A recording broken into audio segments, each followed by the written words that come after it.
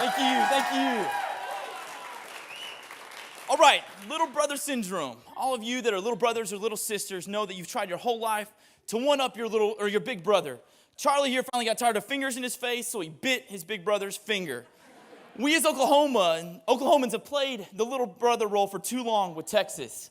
I recognized this coming to Oklahoma 10 years ago to do school. I was shocked by how much haterade was all over the place against Texas. I don't know what we did against you, but nothing is worthy of that tramp stamp tattoo up there. Whatever it is, I'm sorry and I apologize. You see, Texas doesn't care about Oklahoma.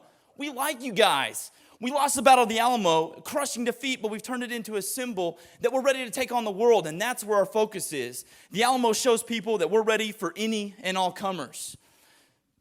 Right here, is the Superman play, Roy Williams sacking Chris Sims in the Red River shootout a few years ago. This play, if you ask the average Oklahoman, this image would be the iconic image of your state.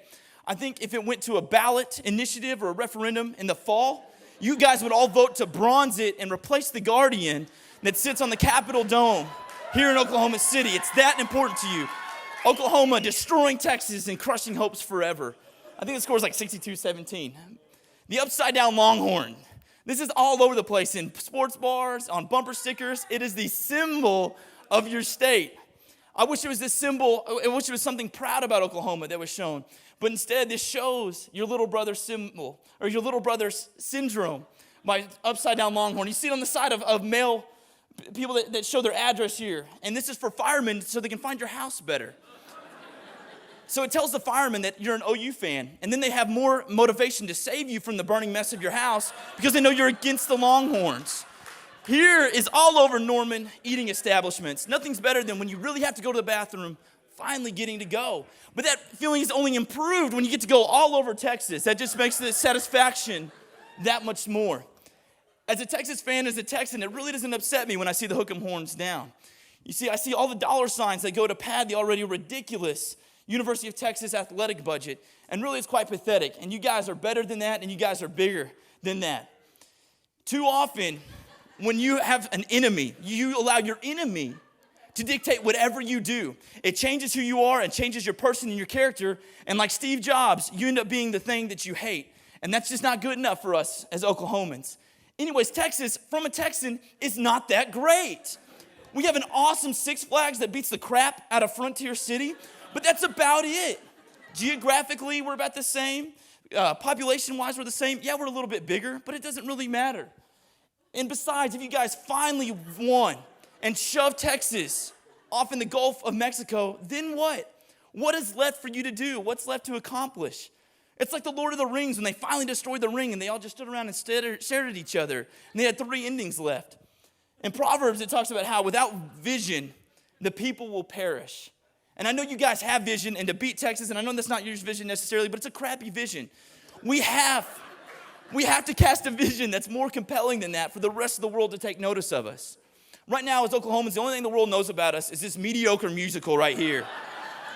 All the stereotypes about Oklahoma come from this mediocre musical. Think about it. How many times have you been asked by someone else from another state, do you ride a horse to school? It's because of that mediocre musical. The other thing they know about us is, of course, tornadoes. Twister, the movie, Gary England. It was on The Daily Show. The only time we're a trending topic on Twitter, the only time people talk about us on Facebook is the crazy video of someone's backyard pool getting destroyed by our latest hailstorm or tornado.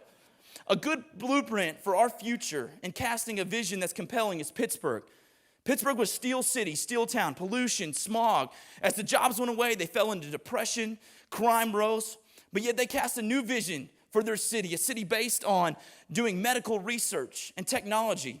Their city's a bastion of higher education, universities, and higher learning centers. And they thrived during the current recession that we've all gone through.